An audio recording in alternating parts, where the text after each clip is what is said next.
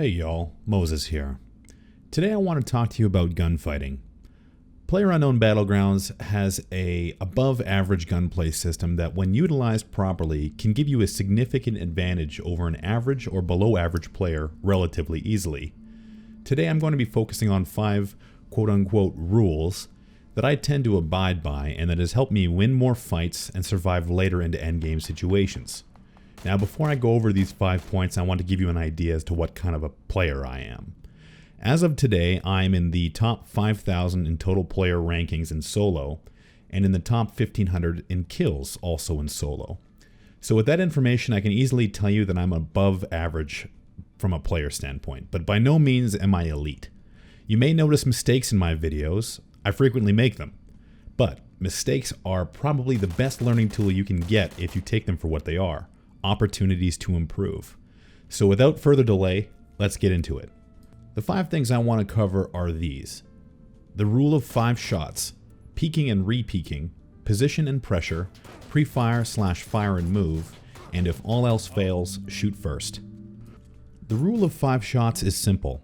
Essentially, we know that a fully armored player can take up to 4 shots from AR rounds depending on the caliber. Now, there are many situations in which a player can die in less than 4 shots, and a few instances where even after taking 4 shots they survive. So with that information in mind, before engaging a player in an ideal scenario where you have the upper hand, I try to make absolutely sure that I am able to land 5 shots before they can either evade into cover or return fire accurately to the point where they could potentially kill me. The second thing I want to talk about is peeking and re-peeking. When faced with a situation where 2 players are about to engage head-to-head, peeking and re-peeking can give a significant advantage, but can easily end in disaster. When choosing whether or not to peek from cover, a player should understand the risks. If the player is aware of where you are, don't peek in a predictable way. Most players can anticipate where your head or body will be, so when peeking out of cover, try and peek in an unpredictable way. If a player has an angle hold on you, which is to say they are leaning or standing in a way that they are covering a direction you may peek from or try to escape to, try and peek the opposite way to draw them around their cover or out into the open. Similarly, re-peeking a player who assumes they have an advantage on you can catch them off guard and can turn the tide in your favor.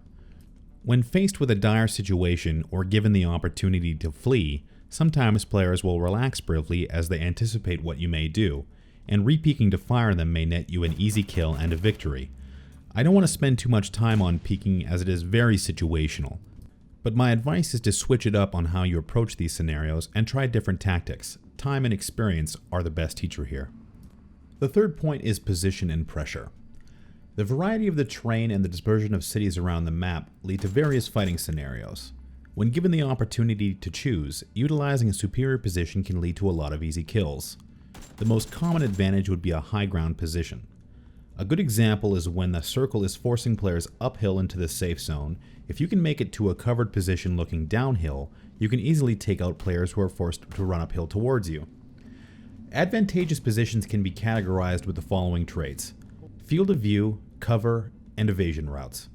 Some positions may feel advantageous, like the small cabins with the single doors that are often alone in fields, second stories of buildings, and the sniper's nest like in the towers in the military base or in other small cities. These positions all suffer from the same issue. They are difficult to escape as evasion routes are predictable. Try to avoid putting yourself in one entry, one exit scenarios unless you're absolutely sure you'll be safe, like if you're in a final circle and enemy players will be forced in your direction or out of their own cover. Pressure, when applied correctly, can overwhelm an enemy player and net you a kill. Pressure, when applied incorrectly, can lead to a frustrating death. When you've landed a hit or 2 onto an enemy player and are unable to finish the kill, you must understand that after about 7 seconds, you have to act as if the player could be at full health. So, when it comes to applying pressure onto a wounded player, you must be able to close the gap and maintain an advantageous position very quickly, which means being decisive and fully alert when approaching. The player could be healing and easily surprised, or they could be laying in wait. Again, pressure is very situational, but I'll leave you with this. If you can't close the distance and maintain some level of advantage, reset the fight and assume the player is 100% healed. Pressuring a player who in turn kills you for being careless is a frustrating lesson. The fourth point covers pre-firing and firing while moving. Sometimes you'll find yourself in a situation in which it is difficult to escape. I've been in several mid and late game scenarios where I'm at the complete disadvantage and have had no option but to leave cover due to the circle. When faced with a situation where you must move against a player who is in a better position, it is my preference to at least put fire onto where they may peek from to avoid getting killed easily. When leaving cover, begin firing at the most obvious angle in which the player may peek from, as at the very least you may make them hesitate, which can buy you some much needed time to get to a better spot. In some cases, a player may not anticipate that you'll pre-fire their angle, and you may quickly gain the upper hand or net a kill. You can also utilize the fire and move tactic to overwhelm an enemy position head-on, or to put pressure on a wounded player.